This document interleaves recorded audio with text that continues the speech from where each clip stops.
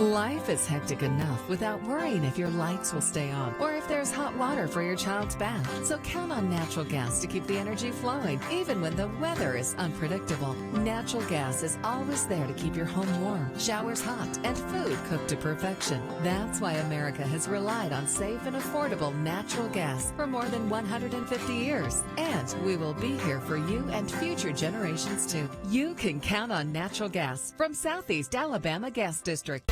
Napa know-how. Here's some Napa know-how for you. Your local Napa Auto Parts store in Troy is under new ownership with an all-new fully stocked store. Big deal, you say? Big deal, we say. Like the ownership, the store has a new look, too. We're still delivering the same Napa quality and know-how, but we've increased our inventory and are committed to helping you find the parts you need when you need them. So come check us out. We've got the right part at the right price at the right time. Know-how, Napa know-how. If you've had an accident or just want a new look for your vehicle, come see us at Troy Paint and Body, where we do it right the first time. Our staff has more than 100 years combined experience and can handle repairs and paint work on any make or model. We also offer a lifetime guarantee as long as you own your vehicle. Now that shows we stand behind our work. And our 24-hour towing service means we're here when you need us. So come see us at Troy Paint and Body, located on South Brundage Street in Troy beside the post office. Troy Paint and Body, where we may meet by accident, but you'll be glad we did. Troy Cable Security Wi-Fi doorbell camera allows you to answer the door from your smartphone when you are at home, at work, or on the go. When a visitor presses the button, Troy Cable Security sends a live video feed to your smartphone so you can see, hear, and speak to the person at your door. With the doorbell camera, you can have your porch light turn on automatically when it detects motion at night to create the appearance that someone is at home. You can view video clips so you can always know who stopped by when you are out. Troy Cable Security. You love them, protect them. When you are handed the key to a new Bill Jackson Chevrolet Buick or GMC, rev up your imagination. Think of all the places you can go in some of the most stylish, best quality cars available on the market today. Feel confident driving vehicles with superb dependability and safety ratings. And smile. You saved a ton of money because you bought at Bill Jackson. Let the only thing holding you back be the end of the road. A Bill Jackson Chevrolet Buick GMC vehicle will not only change your life, it saves you money like nowhere else. Hey folks, are you tired of spending hard-earned money on a gas grill only to have it burn up in less than 2 years? Not to mention burning your food. Here at Southern Grill and Patio in Troy, Alabama, we carry the Holland Grill line. They've been around since 1988, and there are people right here in Troy that have had theirs for over 20 years. These grills are guaranteed not to flare up. You can grill, steam, or smoke on your new Holland Grill today. Come see us at Southern Grill and Patio in Troy, Alabama, inside Town & Country Flooring Center. Have you seen an increase in your insurance premiums or significant change in your insurance coverage? Let Sandbeck Insurance offer you a better plan to suit your business or personal needs. Sandbeck Insurance offers many lines of insurance, whether it's home, farm, or auto insurance, work comp, business, or health and life policies. Sandbeck is here for you. Call or visit our Troy, Enterprise, or Andalusia office today. Sandbeck Insurance, where we take pride in taking care of your insurance needs.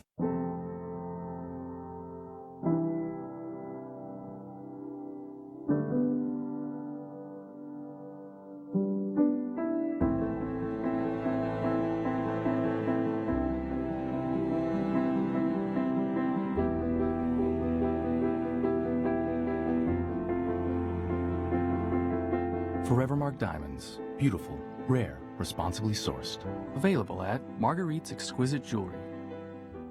Life is hectic enough without worrying if your lights will stay on or if there's hot water for your child's bath. So count on natural gas to keep the energy flowing, even when the weather is unpredictable. Natural gas is always there to keep your home warm, showers hot, and food cooked to perfection. That's why America has relied on safe and affordable natural gas for more than 150 years. And we will be here for you and future generations too. You can count on natural gas from Southeast Alabama Gas District.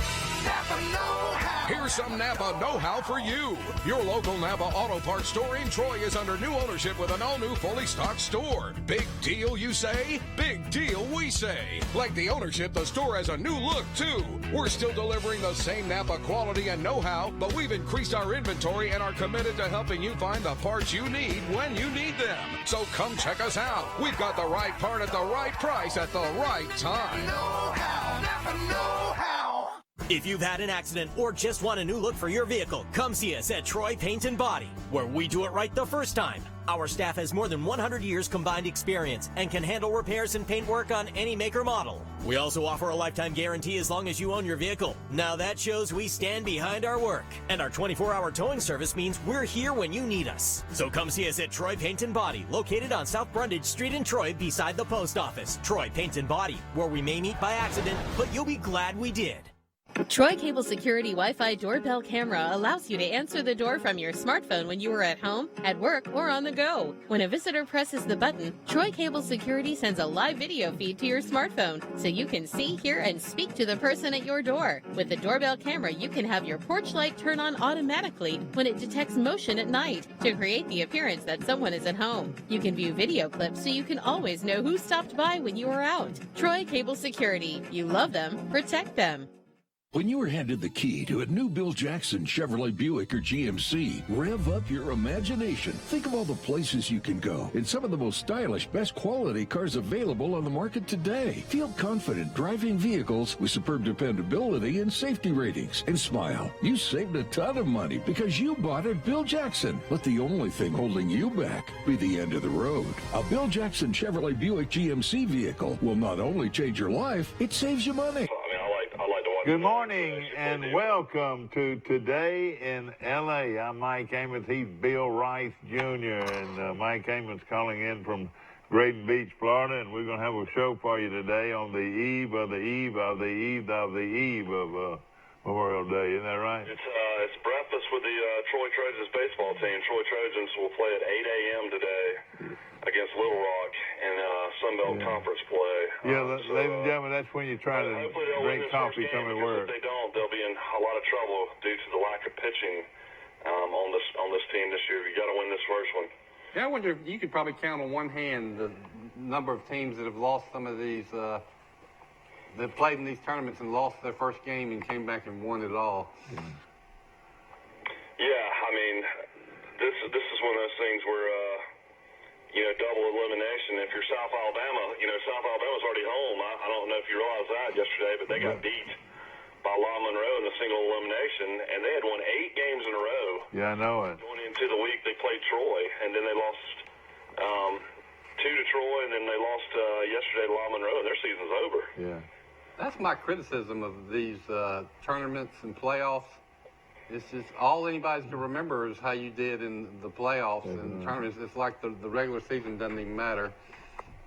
And I would like to say one day after missing out on a highly coveted in-state product, first-year Alabama coach Nate Oates once again dipped into his Buffalo pass to help fill out a new roster, and he has brought in a junior college All-American, Mike. Less than 24 hours later, he gets a 5-star forward out of Birmingham called Trent. No, they lost him. And he lost Wofford. He got a kid out of Texas. Yeah, named Rojas Rogers. Yeah, he's 6'8", 215 pounds. He had originally committed to Buffalo. This is now 4 players that originally committed to Buffalo. They're now coming to Alabama. Now, he was the coach at Buffalo. Is that right? Mm-hmm. Yeah, Oates was. Yeah. So he's just bringing the guys he was already recruiting. Guys to come to Alabama instead of Buffalo. Yeah, might as well. And Auburn is preparing to try to play without Harper and Okie. What do you think? Okiki? Boy, he looked like one of the best players in America before he got hurt. Yeah. I mean, it's a situation where they also lost Brown as well. They're great shooters, so, I mean, they're going to be a totally different team next year. Well, they had a chance this year. The Wiley kid will finally step up. It doesn't seem like that kind of offense is suited for a 6'11", 270-pound guy running up and down the court, though. Mm-hmm. Yeah, no question about it. They also got the Johnson kid that transferred from Memphis, and his dad was Buck Johnson that played at Alabama. So Big Buck Johnson. How come Buck Johnson's... A 6'5" guard they'll add to that team this year. How come Buck Johnson's son didn't go to Alabama? He played at Spain Park High School with the Wiley kid. That's the only thing I can think is that they played together and were good friends. That's why he wanted to go to Auburn. Can you imagine him and the Johnson kid and the Wiley kid on the same team? They never won a state championship? Well, I know it. Buck Johnson was one of my all-time favorite Alabama players. He had this little half hook shot, turnaround shot that he would not miss from about. I love Buck 12 Johnson, feet. but I didn't love him more than I love Mule King. Mule King. In Troy football, Jeremy McClain, thank you. There's a 4-game series that has been signed with Southern Miss. Isn't that wonderful? 2024 in Troy, 2028 in Troy, 2021 in Hattiesburg, and then 2029 in Hattiesburg, a 4-year football contract. Now, if Troy can find a way to add UAB back to the schedule, that would be that'd be a win-win. I would love to see UAB, every year again. But good relationship with Jeremy McClain and whoever this mystery AD at Troy is going to be. I don't know how this stuff's getting done without an AD, but apparently the assistant AD or interim AD must be. Let me tell you this, Chancellor, if you can hear me, please. We don't have to go anywhere. Just go there and say, Brent, it's your job. Everybody loves Brent Jones, Mike. He is a outstanding young man. I say young man. He's been working in administration for 20 years. Wow. He was 5 years at Ole Miss. I mean, the guy he's one of these guys that has put together a schedule already. How about this? Memphis at home and away. How about getting a shot at playing Army home and away? Wouldn't that be a nice game? Outstanding. Western Kentucky is another one he's looking at. Looking at Mississippi State. They're working on signing a deal with them. I've got all that in front of me if you want to know all the non-conference. Go ahead and tell us. You got 2020, you got NC State and Troy. You got Arkansas Pine Bluff. You got at Tennessee. Wait a minute. Let's slow down. We're playing Arkansas Pine Bluff. Yeah, that's one of these games. These great ADs signed to Arkansas Pine Bluff. Golly. That's 2020. So you got NC State at Troy, Arkansas Pine Bluff at Troy, at Tennessee against Jeremy Pruitt and Derek Ansley. Then you got at UMass, and then 2021. I don't want to go there. So thank goodness he's coming here. The great Hugh Freeze and Liberty. Liberty. Who shot Liberty Balance? He was the bravest of them all. One of my favorite movies. And then in 2021, you can hopefully go drive to Charleston and see your brother Bill Amos as Troy will travel to South Carolina. The last time Troy played at South Carolina, Steve Spurrier beat Troy 64-24. That's right. And then at Southern Miss in 2021 as well. 2022 at Ole Miss. If they keep Matt Luke, maybe Troy can beat them. And then at Western Kentucky, we've made that trip before. 2023, Western Kentucky. 2024, Southern Miss at Memphis. Southern Miss will be in Troy. 2025, Memphis will be coming to Troy. Then we'll go to Clemson. Right. Will Dabby Sweeney still be the coach of Clemson? Turn out the lights, the party's over. That's a great question. I'm sure we will talk about that one many times in the future. And then 2025, Saban, a lot of people, I think it's Lord, let me live that long. Let me live that long, Lord. Huh? And then 2026 at Mississippi State, the turnaround will be 2027 in Troy. And then Southern Miss in Troy on 2028, and then at Southern Miss on 2029. Well, they ought to be jumping up and down and doing backward flips. They ought to be. They're starting. Listen, they're starting to. I know you're no. Hey, they're starting to. Let's see how they go. They're starting to. Partying up. They're starting to. Well, now I can't even tell you what they do. Yeah, that's right. Well, I want to get back to UAB. They're starting to dance in the streets of Olop and in Montgomery Town and in East Boga, where they got the best chicken fried steak I've ever seen. Mike, for everybody, not just everybody wants to play Troy. Troy is so good they can beat most anybody on a given day. And to get that kind of schedule, somebody's brilliant. Don't you agree? Well, it's home and home, I think it's the key to the continued success of the football program is bringing in these name brand programs to Troy. I love it. Yeah, and like you it's said, that you're just having you're getting a home and a home. But used to be you'd have to play two at their place and one at Troy. That is the phenomenal thing. Better.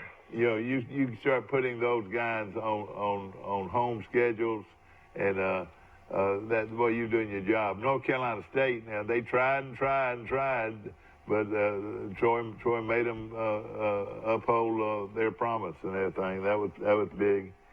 So yeah, I was at that NC State game when that was Neil Brown's first game as a head coach at Troy, and I remember John Reeves and I drove up there. And that was one of the more fun trips I've had because we got to go to Tobacco Road. We got to go to. I remember that. You got to go to North Carolina. We got to go to North Carolina. We got to go to the Dean Dome. We got to go to Krzyzewskiville. We got to go to Cameron Indoor. See, they had a ball doing that. They're all. People don't realize that they're all about 15 miles apart, something like that. Yeah. And hey, how about North Carolina? Was it a beautiful school? Oh, golly, yeah. That Chapel Hill is one of the prettier places I've ever seen. The homes in Chapel Hill. Yeah. I mean, you think College Street's pretty? They got about 10 streets like that in Chapel Hill. Isn't it great that he can compare that to College Street? You're right. Michael, now I want you to do something for me. Do the same thing you just did, but do it a little bit slower. I want to hear it again. For what? All those feature games? Yeah, I want to hear about our schedule this coming season. Just the big games, and then just do it one more time. I want to hear it. Well, I mean, we already know the coming season. I mean, what it's going to be, but I mean, the feature games are NC State and Troy. All right, wait a minute now. Stay still a minute. All right, Missouri. At Missouri, I think. You're talking about this year. Well, I'm going to say this year because we're looking at it. At Missouri, they're going to beat Missouri. At Missouri.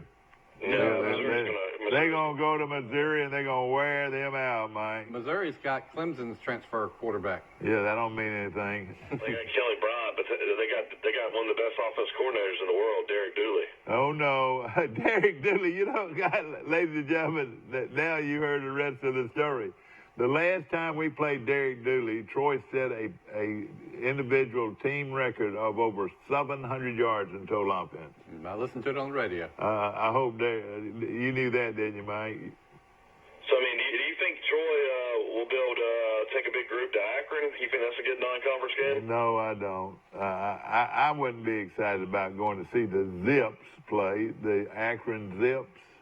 Isn't that where the home of Goodyear Tire? What is a zip? Something that you get on your face every now and then? What do you call it? What's a zip?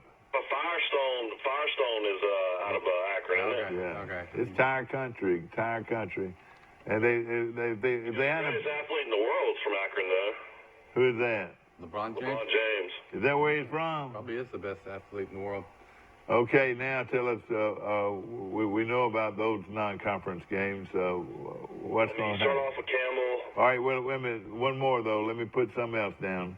Southern Miss. All right, this is what we're going to do. Southern Miss and Missouri, those are two pretty good teams right there. Wouldn't you think? And Southern Miss is coming to Troy next year.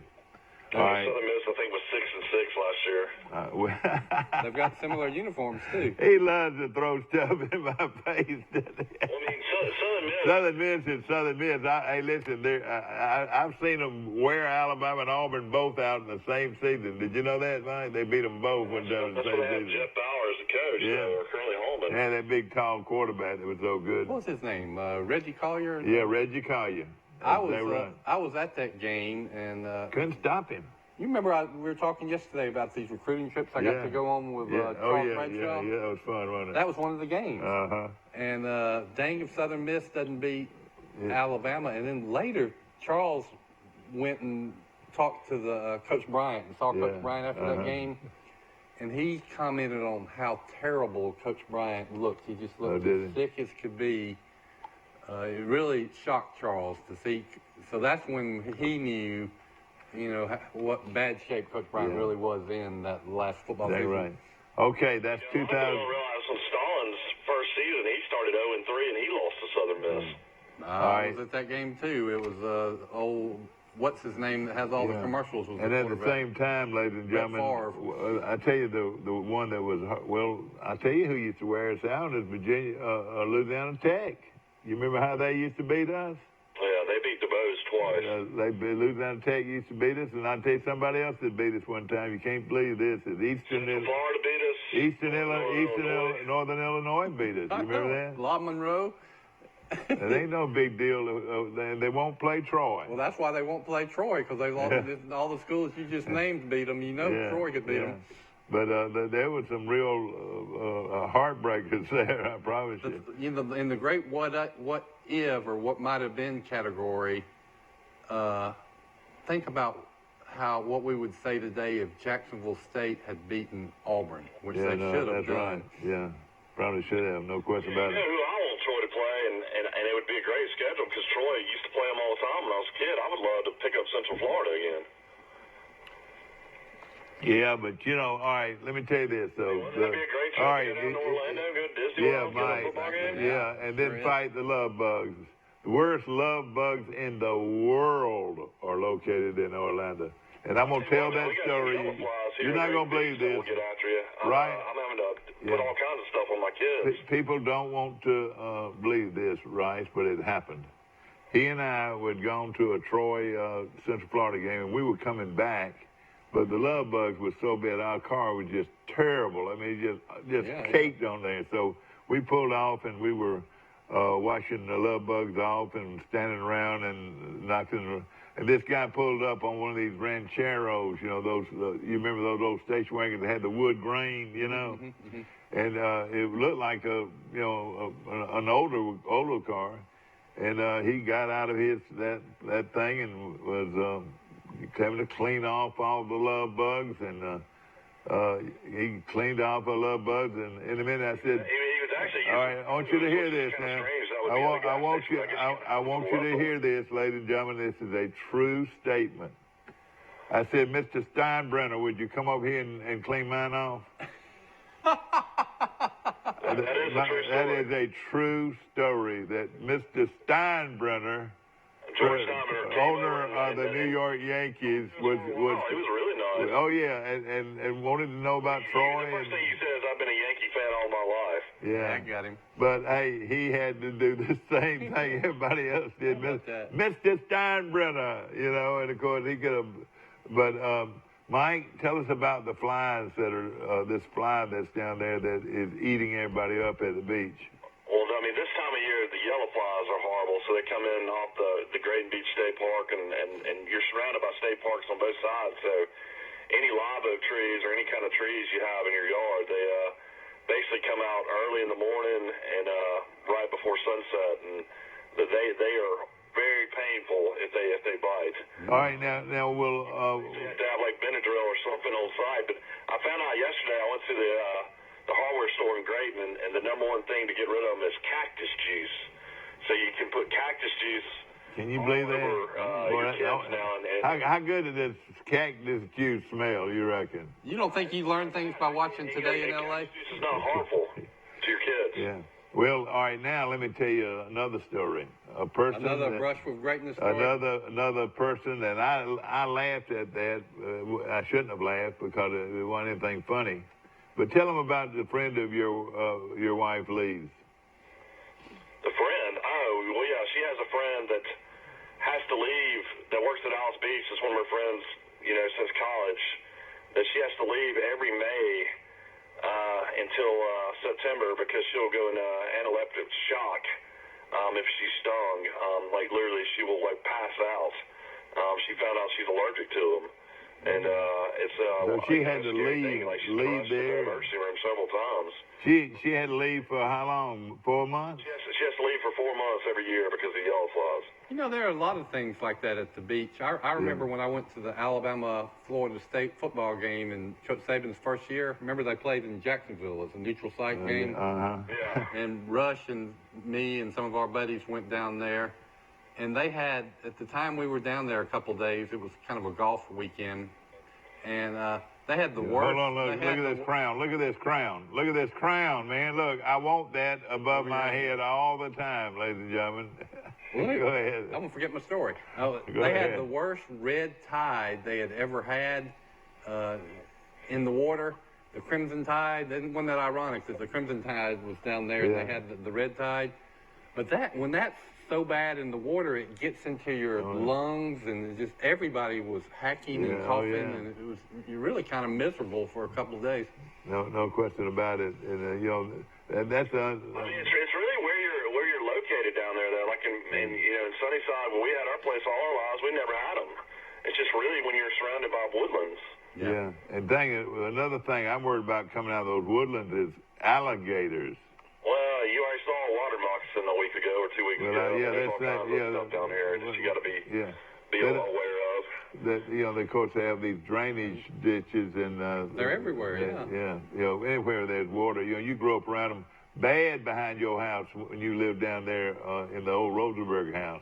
Gators are down there? Have you ever heard about snakes? Oh yeah. In that part, have you ever heard about that? When you lived there, did y'all see a lot of snakes? We saw one every now and then. Anywhere there's water, but let me tell you, and Michael will tell you that. I hunt them. I go looking for them. I used to kill 10 snakes a day sometimes. Well, when you got a 3-year-old son and a 7-year-old daughter like I do, you got to worry about them. Same thing with the alligators. It was probably 100 to 200 yards away from my house, but down there by the creek, what they love to do more than anything is sun. They love to lay out in that sun, and sometimes you'll almost step on them. They'll be out sunning, especially in the early fall and late spring. Another thing that you'll see at the beach sometimes, you can tell me if you see it, Mike. Sometimes the jellyfish come in and inundate the water. Knock on wood. They're good about doing that on Green Beach. They put up a purple flag as far as dangerous, sea conditions, as far as marine life. Right now, the issue right now is jellyfish, and they have, in certain areas down here, the Portuguese man-o-wars have been really bad, which can, The Portuguese man-o-war. Hey, did the shark finally leave? As far as I know, I hadn't heard any updates on the shark yet. I tell you what, that could be the worst thing that ever happened to an area if somebody saw one, because everybody'd be afraid to go down there and go swimming. The whole theme of the movie Jaws. Yeah, I'll that's tell you right. what, this is going to be record heat this weekend. I mean, I think they said even down on the coast it's going to be 93 to 94, and then inland it's going to be in the hundreds. So this is kind of scary to see. It's not even into June and July and August in this kind of heat. I'll tell you a story about that. When Charles Bradshaw and I were in college at the University of Alabama, we took a road trip down to Panama City Beach. Must have blown off class. Oh, I thought Bradshaw went to Florida. Did he end up transferring to Alabama? Yeah, he went his first year, played 1 year, and then he transferred and became a fraternity brother of me. Okay. But for 1 year, he wasn't in a fraternity, and I think this was the year we went down to the beach.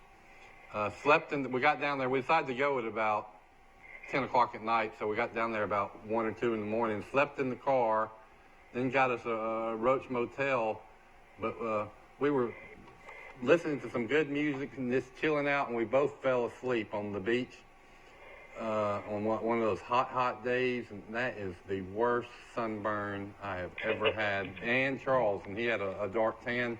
We were so miserable. No question about it. Learn my lesson, though. I haven't done that since then. You need to do sun gradually. Go out and for a few minutes, and then go out again for a few more minutes. Build it. Build that base. Yeah, exactly. And don't play with it, because it can be bad, and it can be long term. It hurts you. I used to get blisters every year, and then I would later on tan, but. I'm much more conscious. Like right there is one reason. Right there on my hand was something that I went to the doctor, and he took it off, and it was cancerous. What? Yeah, it was skin cancer. Yeah, but you can't take it for granted. Mike, let me ask you this: how good is the great Houston pitcher, Verlander? Is Verlander, we need to... The greatest, as far as when he pitched for the Tigers, he's pitching later in his career with Houston, and he's done great, but he also married probably the most beautiful woman in the world, Kate Upton. Oh, did he really? Well, the most beautiful Sports Illustrated model ever. Yeah. That reminds me, we ought to mention a few more. It's be fun. Who's the best pitchers of all time? Of course. Well, when you said Houston Astros, a great pitcher, you know who I thought of to tell you when I used to follow baseball? Yeah. J.R. Richards. That's right. Yes, sir. You remember those? Well, you remember their uniforms they used to wear, and of course, they played in the dome. Auburn won in baseball yesterday too. I gotta mention that they beat Tennessee in the SEC tournament. Well, good. I remember the Alamo. I mean what is it? The Alamo Bowl. What is the name of the bowl? The Astros used to play in. The Astrodome. Astrodome. They had the Astrodome.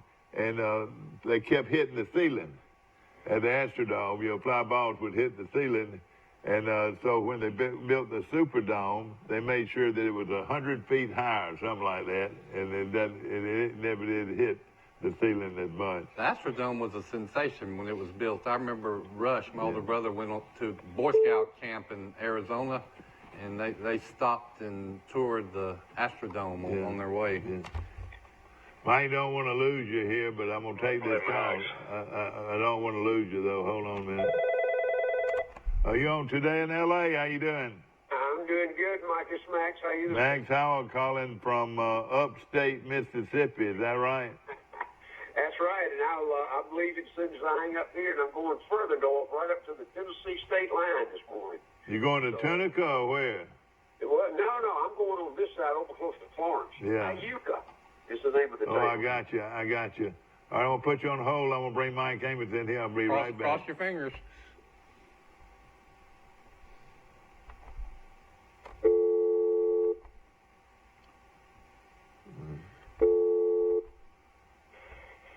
I think I got both of you now, don't I? Say hello. Mike, you there? Yeah. Yes, sir. Hey, brilliant. We're on a roll. Max Howell calling from Fulton, Mississippi this morning, and Max. We were talking about the Houston Astrodome. You got anything to contribute to that topic? Oh my gosh, I went to that thing. Lord, right after it was built. I can't even remember what the event. I think there was a softball challenge. I had a guy that coached with me when I was in Escambia. I mean, he played one of those summer league softball teams. Yeah, that's big time. I'll tell you how good he was, guys. They pay him $500 a game in flying anywhere in the country. Yeah. Wow. Oh yeah, I've known a few like that. He hit a softball to the top of that dome. Yeah. Well, all right. Let me ask this: New Orleans though didn't have a baseball program though. The Superdome hadn't had a baseball program, have they? No. So they played exhibitions and stuff like that in there, but that's a shame, isn't it? It is. Do they even have a minor league team? Have baseball? Well, New Orleans never had baseball. They had the Pelicans, but that was like a AA or AAA team. Maybe? Yeah. Yeah, now they're actual NBA teams called the Pelicans. Yeah. I just watched a good documentary on the great basketball player from LSU. Help me out with his name. Maravich. Pete Maravich.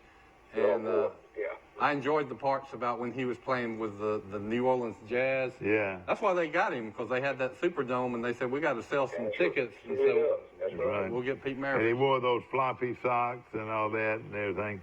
Max. If they had a 3-point line, guys, in those days, he'd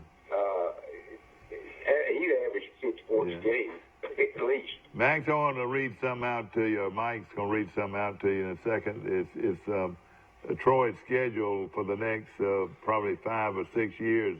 Non-conference.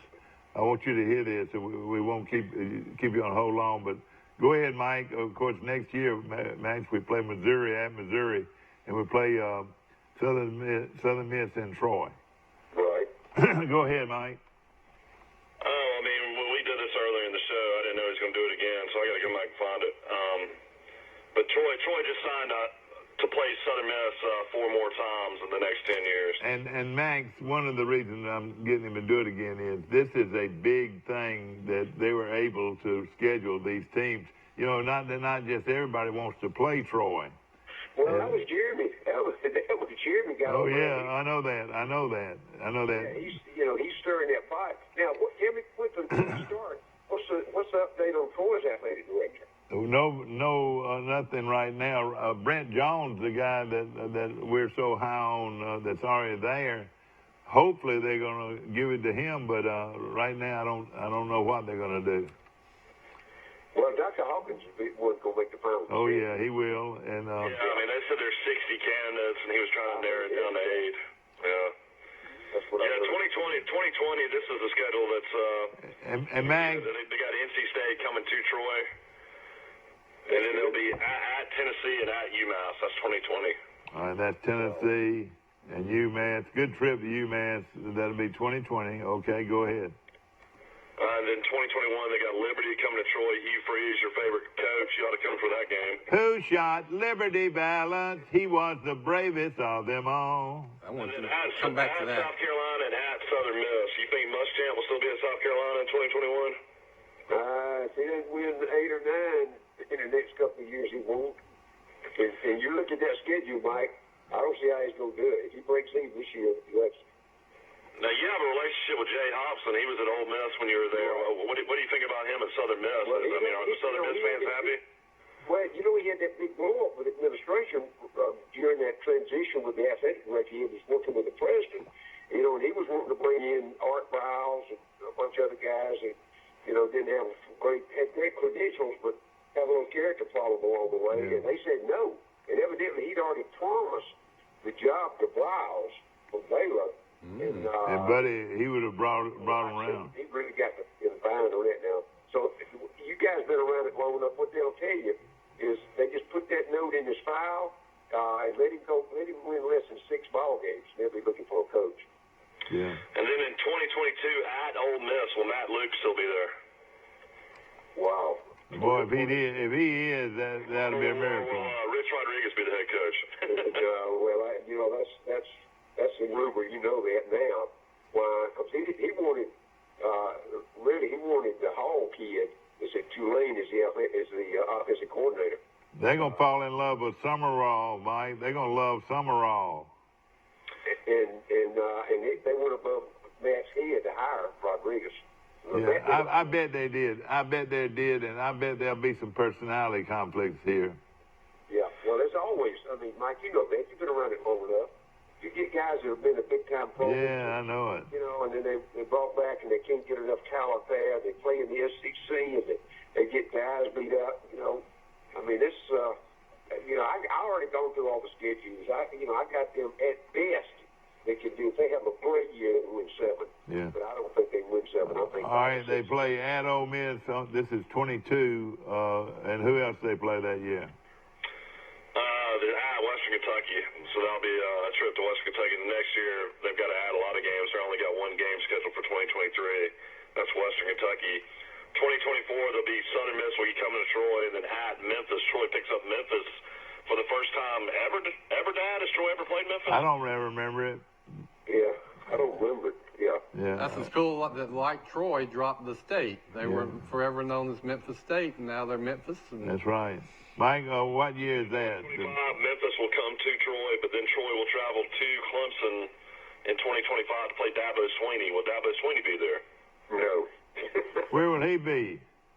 He'll be at Alabama, probably. He'll probably be counting his money somewhere. Well, we all read about the big contract. Everybody, they put all that in there. But guys, we used to talk about add $2 million to a buyout at that level. I mean, you got to understand when they play at home, the gate receipts and the concession stand is $4 or $5 million. Yeah, no. Every time they play at home, so that's big to the average person like us. But when you start talking about managing $100 million, that ain't nothing. It's not. Oh yeah, no question about it. I'd love to and then see you that start talking about TV rights. It's probably a lot more than that. Well, let me tell you guys. This is the weekend they beat in Destin, and I did 17 or 18 shows down there every year. This time when they give out, when the SEC divvied up the money, I remember when the checks were $1 million. And this year it's going to be 42 or 43 million. That means Vanderbilt will get that. That means that Mississippi State's going to get that. The administrative office office in Birmingham gets that too. Oh, man. Yeah, that's right. All about the dollar. All right, Mike, go ahead real I'll quick. tell you one thing, though, is they better hope that people keep attending these games. That's one of the trends I've been watching is actual fannies in the stands. The numbers are going down. Like the tickets are sold. I hate to say this, they don't give a hoot about it. They don't get the TV rights and the corporate money. And I know that's a concern for public relations, but that is not a concern on the bottom line. Yeah, and then 2026 at Mississippi State, 2027 Mississippi State comes to Troy. All right, that's good. On down the line. Will Morehouse be there? Yeah, I mean, why did they up him? They gave him a contract extension. Didn't they already? Well, it's hard to believe. Coffee. He had 8 and 5 last year, and he should have been the most talent Mississippi State's ever had. 3 first-round picks? Yeah, you're right. He should have won. She lost to Kentucky and Florida. He should have won, but he didn't. That didn't happen. You saw when he got the transfer, the number 1 quarterback out of Penn State transferred to Mississippi State. Oh, I didn't see that. I know. Named Stevens, isn't it? Stevens. Yeah, Stevens. That's it. Yeah. The football magazines are out, I hear. Well, I need to get one. Yeah, all those early ones are out. Lindy's is out. Yeah, he always gets out early. Yeah. He got mine. Leah Scarver sent me mine. I got mine yesterday. Yeah, I want to make a point about UAB. I think we'll surely get them back on the schedule. Yeah, surely they will. I remember several years ago, right before they disbanded that program, UAB played Troy. I was there, and I bet UAB brought, 350 fans. I couldn't believe it. I mean, and so when UAB discontinued that program, I thought about that, and they said, "Oh, our fans are so into this program." I said, "No, they're not. If they can't even travel 2 hours to come to Troy to watch Troy." Yeah. But now they're home. They're getting more interested. Well, now they got a new coach, and there's excitement, and things have turned around. Yeah. Yeah. That's true. And they're paying their coach $1.5 million. Yeah, that's right. That's right. Why doesn't his name come up for more big-time jobs? Look at his background. He started off with his first big coaching job was at Prattville. Won 3 state championships and went to South Alabama as a defensive coordinator. He kind of bounced around at that level. Then he went to Jacksonville State, had a good year, went to State 1 year, then on to UAB. And I'm not sure he won't stay there, tell you guys. I saw the bit. Yeah, you're right. He stayed the 2 years they were down. They paid him $600,000 a year to stay there, and he did, and got the program reorganized. And now, I think with the stadium going down, the new stadium going downtown, that's going to be their home. That's going to be big for them. That's going to be big. It's going to be huge. It's going to be about a 40,000 seat stadium, and they'll use that as their home base. So I think the city of Birmingham, and the university feels that he's made a contribution. And I think he feels very comfortable there. South Alabama. Yeah, Max, they actually ended up deciding to go bigger than 40,000. That's going to be 55. Oh, is that right? See, last I heard it was 40. Because I'm in and out of Birmingham a lot, Mike, but I don't. How much is that stadium going to cost? Did you know, Michael? The city and UAB. There's a lot of money involved with different people. I have to look and see. I know that if you go to Birmingham, of course, downtown Birmingham's pretty much shut down. 2059 is right now in downtown for a year, but it's right next to the Sheridan downtown. If anybody's ever been in the Sheridan, the BJCC. But they'll have to worry about folks hitting golf balls into the stadium, Mike. It's going to be right behind the Sheridan over there. Right. They got a giant driving range. Have you seen that? I think that 55,000 seat stadium. Golf is what that's called. Yeah. This project might flop if they revert to the mean and norm. Another thing, Max, South Alabama's getting a new stadium. That's going to enhance their program a lot, don't you think? Yeah, I think so. I think, of course, we talked about that, guys, for years, about where it's located, and there's an excellent recruiting base. They go up there in that coastline and they've done a pretty decent job. I think lack a little consistency in staying there, 8, 9, 10 wins every year, but they've had some good programs. Some good kids come through there. They take a lot of transfers to build it, and I don't have a problem with that at all. Yeah. So I hope they can maintain that with if they get the new stadium. Max, I don't know if you watched it on Facebook, but we had 18 football teams in here this past week. and I've said this. Let me tell you this. I've said this more than a couple of times. I saw maybe the best high school football team I've ever seen, especially come to Troy, was this team from Colquitt County, Georgia, where pros used to be. They dressed about 100 players, but, I mean, they were so good. I mean, they just killed Meridian, Mississippi. Meridian, Mississippi dressed about 100, but they could have scored 100 points on Meridian. Is that right? They are really good. And, of course, that's where Russ Prost was, and he lost his job again. I don't know. Yeah, he did. But he'll find somewhere. Somebody will pay him. Did one of his assistants take over? Yeah, his name Justin Jones, I think, is the name of this. I heard that name before, yeah. And they were so impressive. And I tell you, another team that I thought was real good was, Charles Henderson played them very well, but they had a big group of kids that came in here from LaGrange that played at, what's the name of that school, Mike? Callaway,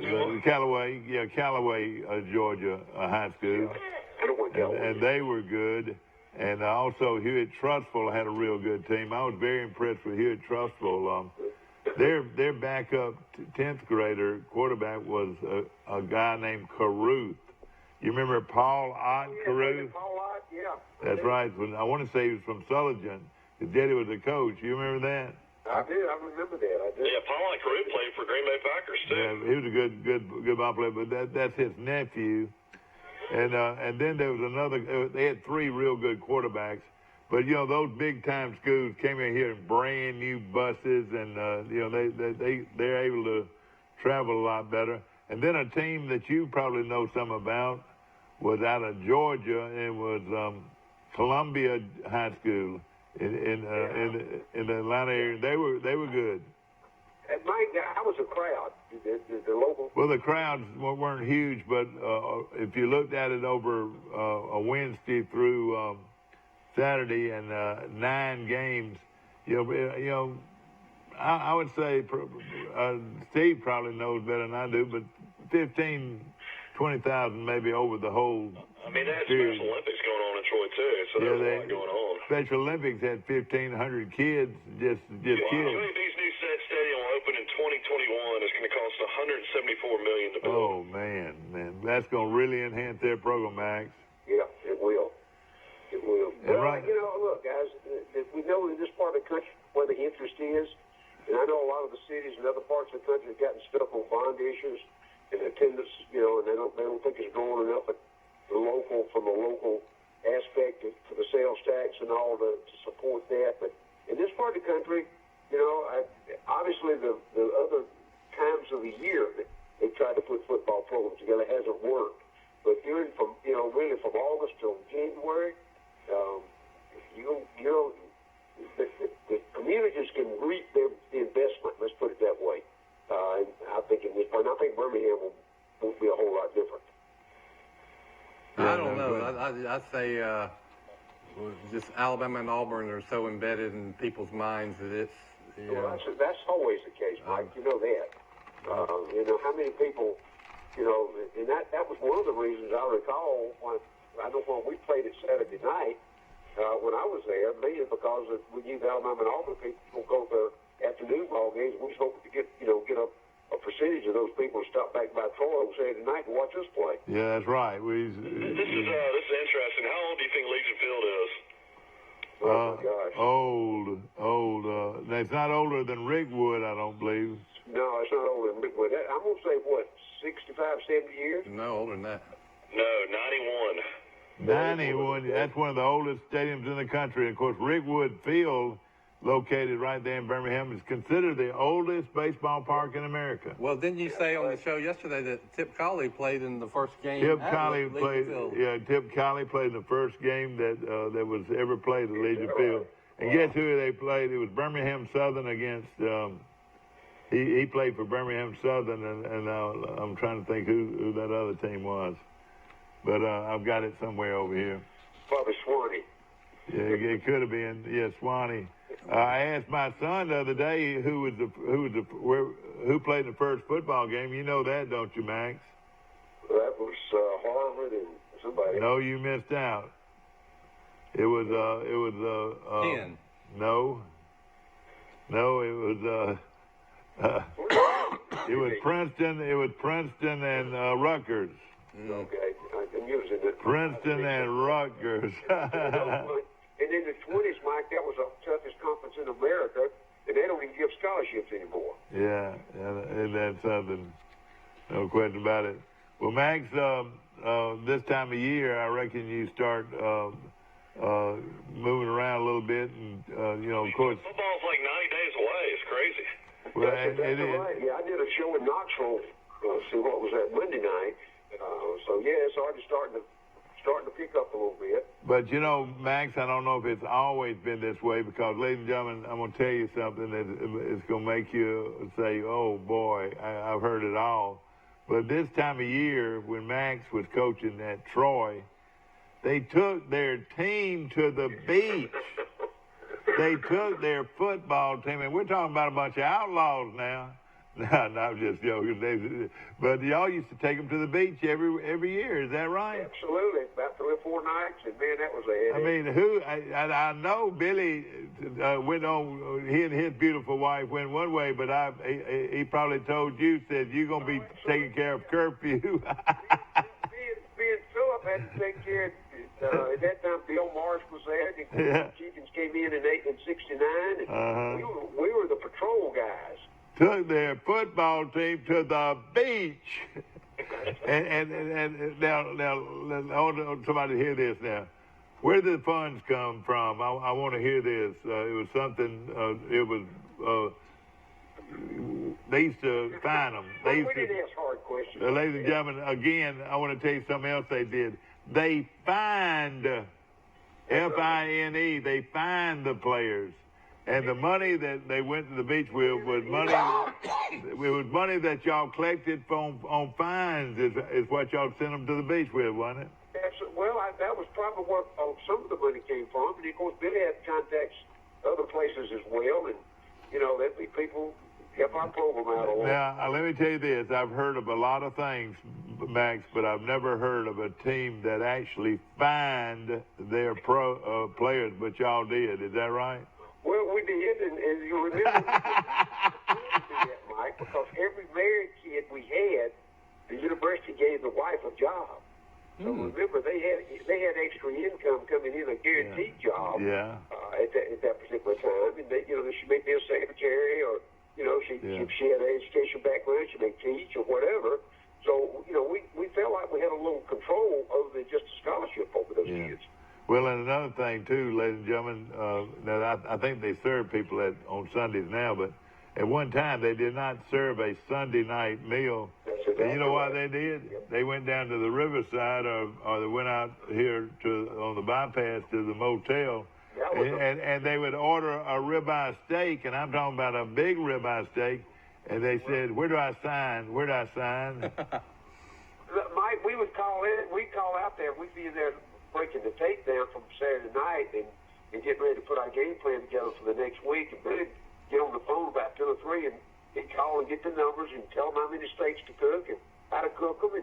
And we show up out there about 6 o'clock. Let's say this: it was tough. Y'all weren't easy on them, but Troy, during that period of time, ladies and gentlemen, we're talking about NAIA. Y'all probably were as much fun to. I mean, what I'm saying, y'all had everything you needed. Is that right? We did. I mean, and I remember we were in that. We were making a transition. We were NAIA going to Division II. So, Mike, we were on the playing rules, and that would be all the management rules. Was kind of in limbo, so we kind of picked and chose the rules from each division we wanted to go by, and it worked. And ladies and gentlemen, on special occasions, they signed for steaks other than on Sunday, too. I remember that back, too. And I want to say that ladies and gentlemen, I'm going to be facetious here, but they had a store. they had a store in the dorm where you'd go by and buy cigarettes and cigars and candy bars and all that. You know, hey, let's be honest, Max. Y'all didn't care whether they smoked or not, did you? We didn't, you know, at that time, you know, the health issues really wasn't a it wasn't a big thing, was it? It wasn't a big thing. When you were going to work them hard during the week, and you know, and if they could do both, then hey, as long as they yeah, it reminds me of how Coach Bryant used to give away cigars after a Tennessee game. You know, Tennessee ball. Yeah, and he was passing out cigars one day, and he got to this other guy, and he says, Joe, here's your cigar. He says, Coach, I don't smoke cigars. I'm going to just smoke my own. He takes out a pack of Lucky Strike.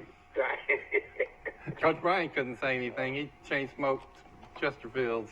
Yeah, exactly. And of course, you know, there's so many stories out there, but and I'm not saying that everybody smoked back then, but if you know, they didn't make a big to do about it because all those kids, Mike, if you remember, came out of the rural. Yeah. Of Alabama and Georgia, and a lot of them been spoken since they was 10 years old. Remember Jay Williams? Yeah, Jay from Kennedy, Alabama. Yeah, he's been spoken since he's 10 years old. Of course, you know he had to have a lung transplant too. Yeah, I know it. He sure did recently, and he's going to be fine. And you're right. They all listen. They were bad about chewing, and most all of them chewed. And you know, I never played with football players that chewed. The Enterprise, I went out as a captain. One night down at Enterprise, and the captains were two linemen, and they both had a big old chaw of tobacco. But I never did see tobacco much in football. I saw it some in baseball, but these guys were chewing, and you could just see it. Hey, you could just see it. I've never heard of that. Hey, look, you could just see it coming down their cheeks, you know. Right, that was what. But these are country folks, you know. These are farmers, you know. I'll tell you what percentage of football coaches do you think chew tobacco or dip? This is a large percentage. Well, let me ask you this, Max. I want you to hold it, but then I want you to answer it. Well, there was one town in South Alabama. They called it Snuff Town. You know what town that was? Geneva, maybe? No, but you're very, very close. Very close. Sampson. That's it was right. called Snuff Town. That way. And you know, everybody made fun of snuff. Now everybody, all kinds of folks use snuff. It's the same old thing. And of course it's a terrible habit and some people have really paid for that. But now, you didn't touch tobacco much though, did you? Never did. I didn't think you did that. That was one of the But Krill and Billy did though, didn't they? Well, yeah, occasionally he did. You know, of course, remember he's from Millport. Hey, now I'm gonna ask another. This is sort of facetious, ladies and gentlemen, but I'm gonna ask you another question. Did after everybody get off practice and after everybody gets out of the coach's office, y'all probably pulled a bottle out from the the desk and poured a drink? Billy he was too hard-nosed. Yeah. When he came out of the NFL, it was all about business when you were there. Yeah. I'm going to tell you. The worst thing we ever did was we were big coffee drinkers. Yeah, oh yeah, I love coffee, too. We'd leave the coffee in the pot on Friday afternoon when we go in, and on Sunday we'd go back in there to have a little green on it. I remember a lot of times we just scraped the green off the top for it again. Now, let's don't be misunderstood. Y'all probably went in and ate some of those steaks, too, on Sundays, didn't you? We did. We had a team. That was our team meeting on Sunday night. Let's throw out a few guys' names. Nick Severo was a great supporter. Of course, Tip Colley was a big supporter. At the time, was he like He's a young guy. Ellick Harris was a big supporter. Ellick Harris, Mr. Grimes was a big supporter. You know, he owned the hotel. And of course, Robert Dunn was a big supporter. Robert Dunn, and then what about the insurance guy? Bill Sanford. Bill Sanford was a big supporter. Was. Now, see, if y'all ever need to fly, you just call Bill Sanford up, and he'd fly you anywhere, wouldn't he? Listen, we landed, Mike, I can give you 2 times, we landed in a cornfield. I tell you, that's a fact. We were going to somewhere on the East Coast to the Junior College All-American game, and it was raining and storming, and we were flying low, trying to just in case we had to.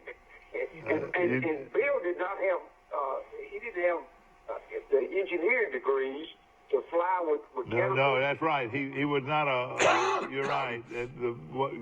One license to fly at night. That's right, he wasn't. Instruments, he was not. Instruments certified. Right. We did it. We would, me and Philip, Billy, get on that plane, and we off we go, and twice we landed in a cornfield, I can tell you.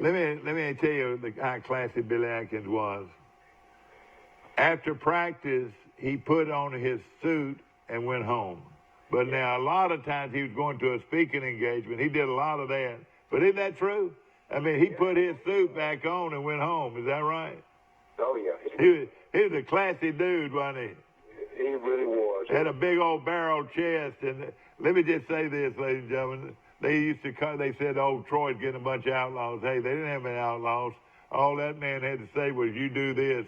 And he ran those boys' lives.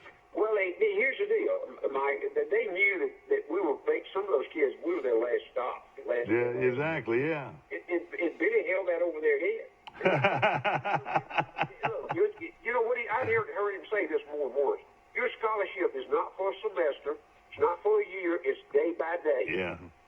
You come out here and prove yourself on a day. You get to come back the next day. I tell you something that's changed more than anything in college football. Well, I mean, it's been changed since the 70s probably, but I played a little bit in the 60s, and when we ate in the dorm, all we got extra to eat was maybe a few rolls and maybe another thing of chocolate milk. But that's all we got. Now they can sit there and eat for 2 hours if they want to, and they eat every kind of food there is. Mike, the nutrition things have changed so much now. Yeah. And we didn't know about that kind of stuff. I mean, remember we put the first weight program together down there. Yeah. We didn't have a weightlifting program. I mean, we could just go on and on and on. Yeah.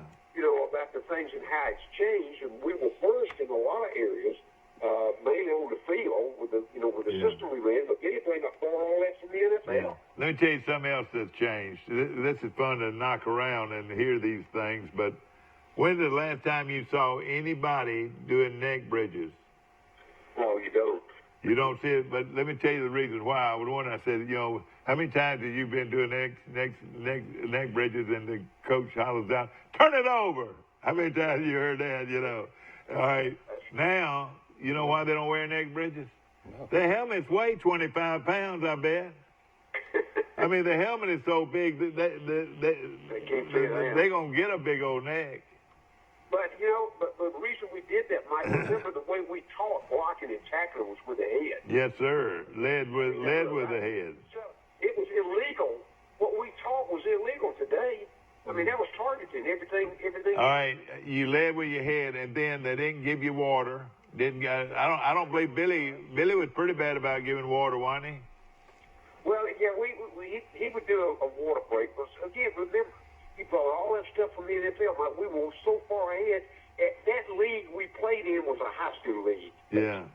Oh, yeah. And the schemes they ran, and that's why we won so big. What did that guy from McNeese, who was a quality program, y'all beat them 52-0 in Troy one night. I think Tim threw about 6 or 7. Yeah.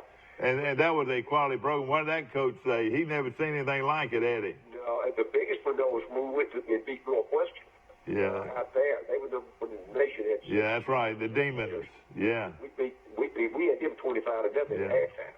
But, the sad thing about all of that, back in those days, now I think when I was playing it, I think they had maybe 50 scholarships or something, but at one time there was no limit on the scholarships. Alabama could sign 10 quarterbacks if they wanted to. Oh, absolutely right. Yeah, I was capped off. Billy used 40, and then he had a few more he could share, but we'd start every all-season program with 40 scholarships. And he'd tell them the last 40 standing in August gets a scholarship. Yeah, isn't that amazing? And it was a tryout every day. Yeah.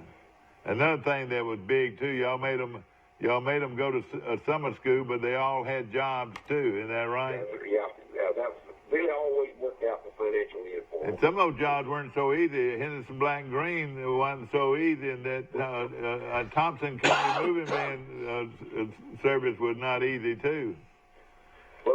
you, it was all about why they were there. And, it's the off season. We didn't want them to go home. We wanted them to stay there on campus so they could work out. And of course, if they didn't want to go to class, if they didn't have classes, then Billy get them a job. We had a bunch of them go to summer school, though. Oh, yeah, no question about it. Max Howell's our guest. Bill Rice is with us. Mike Amos is somewhere out there. He might have... if you wouldn't have had that success in 1968, all the stuff that followed probably wouldn't have followed, would it? Let me tell you something. The Montgomery Advertiser, Mike, has a good sports page now. I get something good out of it every day. And they've got a list of all the champions, the state champions. And do you know who the 7A state champion was, Mike? McGill Tulin out of Mobile. All right, you know who the sixth grade Are we talking baseball? Yeah, 6A baseball champion. Guess who, Mike? 6A, it was Bob Jones. No, 6A was Coleman. McGill beat Bob Jones. And then Springville, that's where Coach Lindsay used to coach. They won. Brooks won. Providence Christian won. G.W. Long won. Max, you coached and was down in that part of the country, down in Skipperville, Alabama. They won their 16th state championship in baseball. It's more than any other team everywhere. They were a middle school. That's right, exactly. Didn't even have a high school, if you remember. No, they did not. Joe Kelly was from Skipperville. He would have had to play at Skipperville, Yeah, that's the most state championships in history. Let me ask this. I know you had Sam Bird, so you probably didn't go after Joe Kelly, but you probably could have got Joe Kelly if you didn't have Sam Bird, couldn't you? No. Joe Kelly was going to Alabama. He was offered by Florida State and a half a dozen other schools. They wanted him to go somewhere and throw the ball. He would have been a perfect Florida State guy, wouldn't he? Right, but he wanted to go and he wanted to get a degree from Alabama, and he didn't play 50 snaps in 4 years. That's while right. He was there. But he had a goal to get that degree, and you know what he's in. Oh yeah, he's president of an insurance company. Yeah. He was the president of American General Life Insurance Company and retired a multimillionaire. That's right, sure did, and probably didn't have any concussions with it. He had to play behind Namath. He had to play behind Sloan. He had played behind Stabler, and he had to play behind Scott Hunter. I mean, all of those were all Americans. Yeah, very true. And, and Joe was a great athlete. I mean, remember you saw him play? Oh yeah, I played against him. And I had a little old receiver named Danny Grant. And let me just say this: there's been some great receivers in the state of Alabama. And of course, I didn't even going to do some one of them. But let me tell you this: 1-on-1, I would have put Danny Grant against any of them. I guarantee you, he would have got in the open, wouldn't he? Yeah. See, that in those days, as it is today, they didn't want a 5'7", 5'8" guy. Yeah. 6 foot. But they didn't realize they didn't do that jumping drill though. Hey, I think he jumped 38 inches or something like that. He had a good vertical and a great guy. I mean, he had a lot of character. I'll tell you. A lot of people talk about a guy, Max, you probably remember this guy. His name was Tommy Whitehurst, and he grew up and went and played high school basketball at Kinston. Mm-hmm. Back then, Kinston, he used to play Robert E. Lee and beat him, and Lanier and all those guys, and they were class 1A or 2A, whatever. But he told me that his vertical leap was 44 inches. And see, everybody used to talk about how at 5'9", Tommy Whitehurst could stuff it any way you wanted to. But he just had a tremendous leaping ability. That's what he told me. 44 is pretty high, but again, there's some people that just had great leaping ability. Yeah, they did. I'd like to say that the only one I ever even was around that was even more close to that was Dion. Yeah. Dion was like 41 or 42, but Dion was 6'1" also. Yeah. I've been around you, and you coached Dion, and you coached the great one at Dallas, but I've also been around a guy that coached Bo Jackson, and I used to ask Bud Case. I said, Bud, did y'all have to motivate Bo Jackson? He said, every day. I mean, hey, they couldn't make. Hey, he didn't even work out with weights. He didn't even go to the weight room. He did what he wanted to do. If he told him he didn't want to lift, he didn't lift.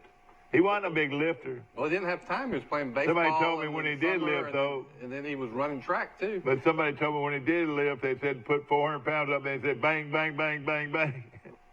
Is that right? Those guys, those other two, though, that I was supposed to, they were the first guy to practice, the last guy to leave. What, Dion was the last guy to leave? Absolutely. So he didn't get wild until he got in the pros. Then is that right? That was all a scripted deal for prime time to make him money. Wow, wow, wow, wow, wow, wow, wow, wow. You've done that. You've been there, haven't you? You've seen that guy stick that spear into the center of the field, haven't you?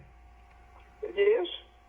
The guy, let me tell you something. The guy, I can't tell you all the stuff that you read and hear about him. That was not the Deion Sanders that played in Florida State. I can trust me on that. How was it the coach at Florida State under not only one of the best football coaches in America, but one of the best preachers in America, Bobby Bowden. Well, he was a devout Baptist preacher, wasn't he?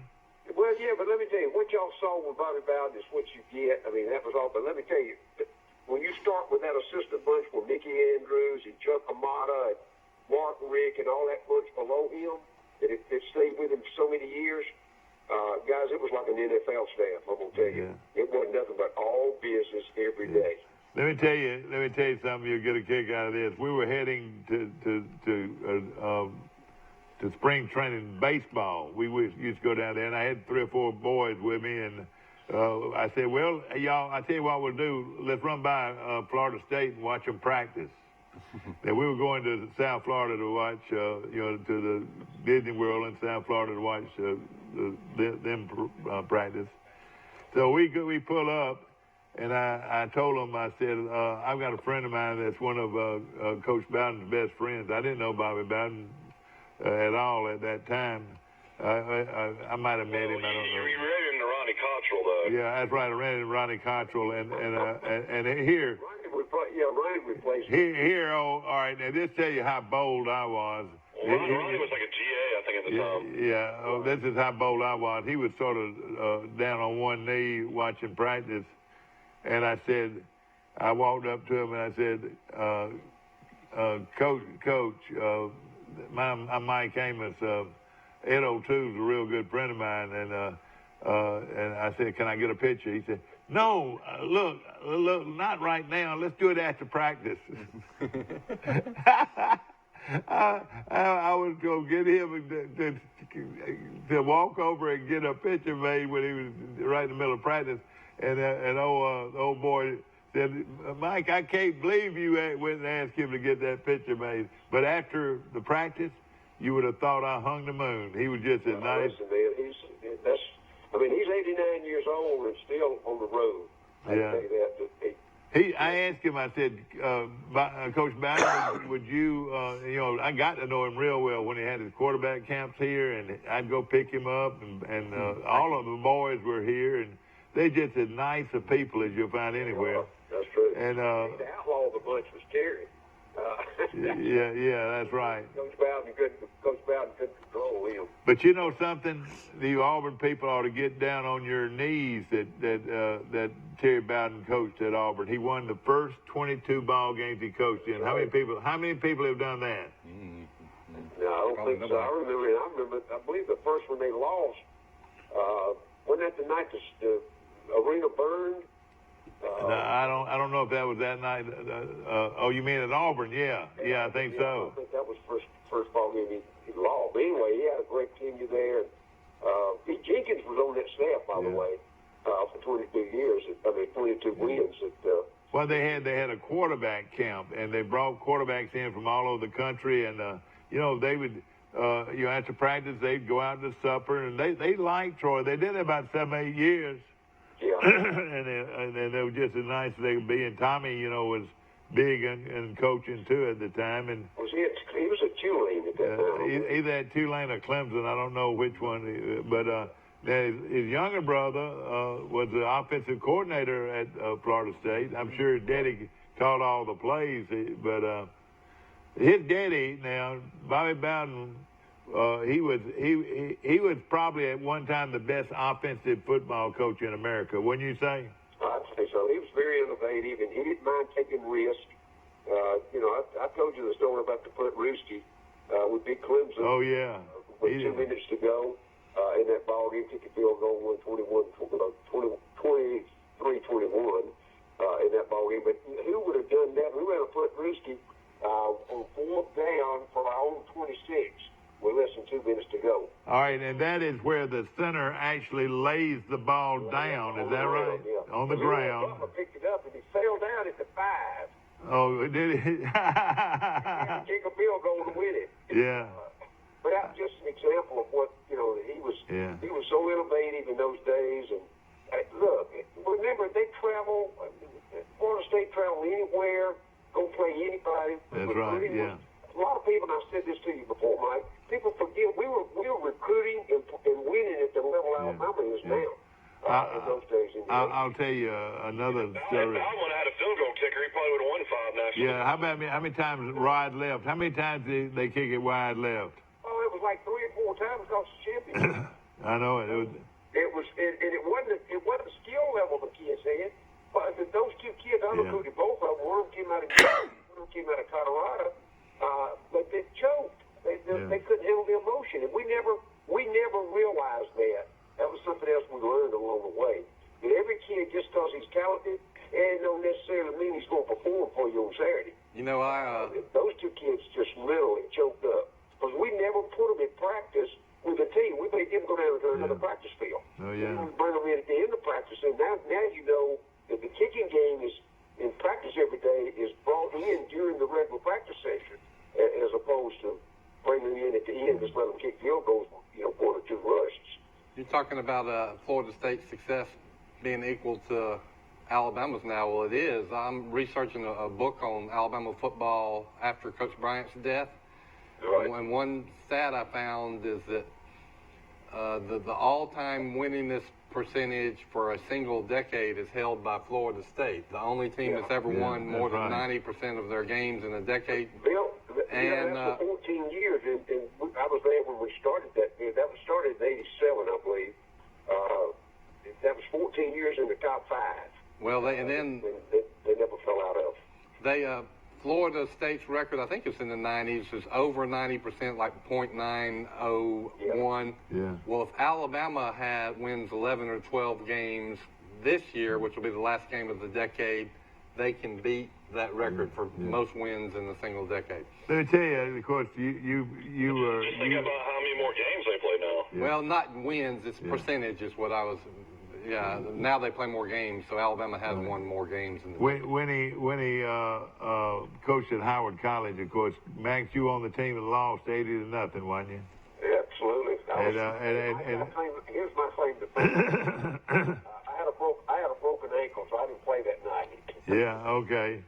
Well, Shoemaker, the Lakeside Academy coach for all those years, was the quarterback. He was from Childersburg, and of course, a good friend of mine. And he was, ladies and gentlemen, you're talking about taking advantage of the rules.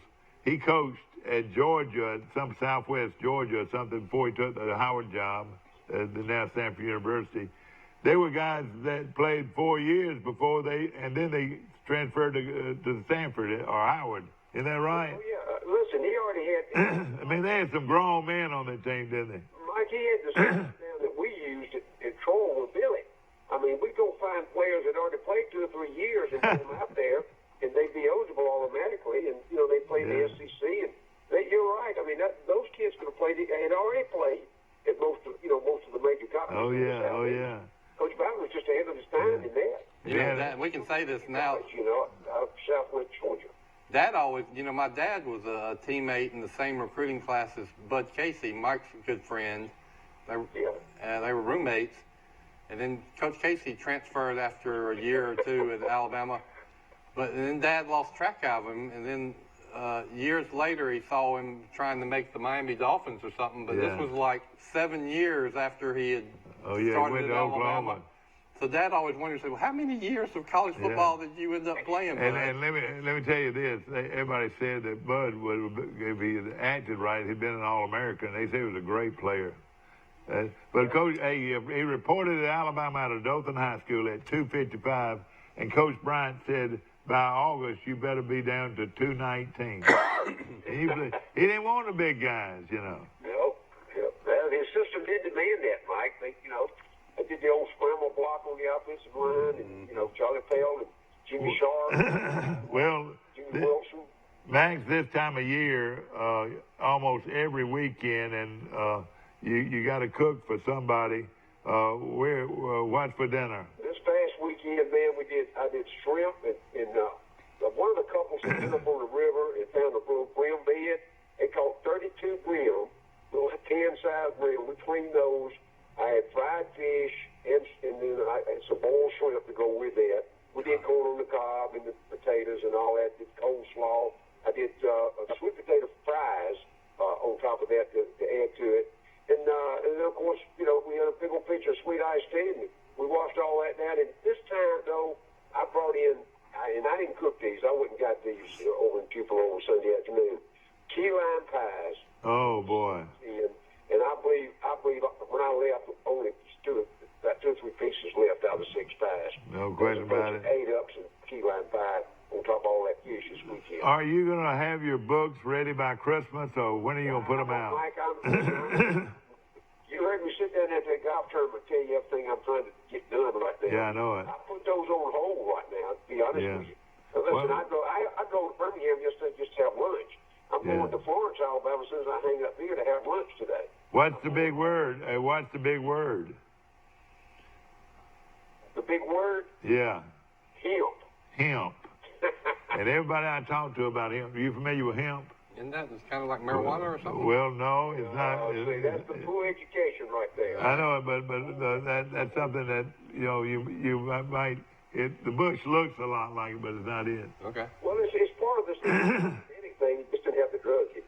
But I just been put on the hemp coalition for the state of Alabama this week, and I'm all over the state now. Well, some people cannot live without it. I'm telling you, I've been running into more and more people. The revolution of agriculture is going to save a lot of farmers. I promise you that. But we got a long way to go yet, Mike. Oh yeah, I understand that. I'm having to buy all that stuff out of state, but worms involved, and we're driving it. And I'm going to pick up some sample kits today, and we're working with your son out on the coast. And well, I tell you what, it's something that is good for pretty much everybody. Yeah. I met a doctor yesterday. This is a pain. It runs a pain clinic in Birmingham. He signed a contract next week. He's going to buy 800 bottles a month from us. Oh man, isn't that something? So, I mean, he's already recommended it. The guy that's sitting with us, the big guy that's sitting next to me, is that doctor. Yeah. He owns his family automobile dealerships, one in Birmingham and one down the coast. And he's been having back problems. I had lunch with him yesterday. He said he's not had, since he started 10 days ago, taking that, he said he's not had one problem with his back. And he's a living testimony. Well, I tell you what, how you sleep, That's what I'm doing right now. Sleep is so important to me. And used to, I would be waking up 2 or 3 times. Since I've been using this, and I use it very moderately, when I wake up in the morning, it's usually for the first time. That's right. And I'm usually real sleepy when I wake up. You know what I'm saying? I mean, I have slept so deeply. I haven't slept this good in a long time, man. Good for you. I'm glad, Mike. I'm glad. Sleep is important. It sure is. Especially when you got to get up at 5:30 every morning like I do. Well, I've noticed all the commercials on the treatments for sleep disorders. And so, I deduced from that there's a lot of people that suffer from sleep disorders. And I'm sure it probably affects some people differently than it does others, but it's a great product from what I gather. Thank you so much, Max. We always appreciate it. It's always my pleasure to be with you guys. I appreciate the members every week. Thank you all right, so much. brother. Take care. And that's Max Howell, of course, one of the more well-known radio voices in the country as far as sports talk goes. And coached 2 NFL Hall of Famers, and Deion Sanders and Emmitt Smith. Wow. Of course, we appreciate our sponsors so much. Remember, the Withington Group, you're in good hands with Allstate. See Perry Green at the Withington Group, located on the Elba Enterprise Highway, right here in Troy. Of course, I was looking at some of these, and school is out now. Should be graduation at Charles Henderson tomorrow night. And I want to say Pike Liberal I'm not positive on their graduation, but Charles Henderson tomorrow morning 10 a.m. Tomorrow morning 10 a.m. How about Pike Liberal? Do you know? In the evening, 6 or 7. Oh, on Thursday. Okay, good deal. Want to mention though a few of these that'll surprise you. Football. 7A went to Central of Phoenix City. These are state championships. In what sport? In football. In football? Central of Phoenix City won the state 7A championship. Pinson Valley, with the coach, the young man there that playing at Auburn now, was the quarterback. 6A went to Pinson Valley. Let me tell you something I heard about him. Listening to the three-man front on the radio the other day, they had a guy from Lindy's on touting their magazine. And he couldn't brag more about this quarterback, this young Nick. He said he's the best quarterback prospect to come out of Alabama in 20 years. Isn't that amazing? Well, that says a lot. And you know, for them to even mention that he is going to be the starting quarterback as a pure freshman, that tells you something. And they said he's a great runner, something I didn't realize. So he will be able to run this option spread offense. Well, they're graduating all over us tomorrow. Pike Liberal Arts is 7 p.m. tomorrow night at Pike. Goshen is 7:30 at Goshen High School, and then Charles Henderson is Thursday morning. So at Trojan Arena. Trojan Arena. Let's mention a few more. Central of Clay, that's Jim Jackson's team, won 5A. 4A went to UMS Wright. 3A went to Flomaton. Can you believe Flomaton won the state championship? Mm-hmm. 2A went to 5, and then Mars Hill Bible. And this is they've just winning everything. They won baseball too. They also won softball too. They're really good. Want to mention a few other. Auburn won girls golf, and the boys golf went to Mountain Brook. Surprise, surprise. That's right. They got some good golfers in Mountain Brook. 7A, and Houston Academy won 3A championship down here in South Alabama. And we got 2 more minutes. Vestavia won girls soccer. Hoover won boys soccer.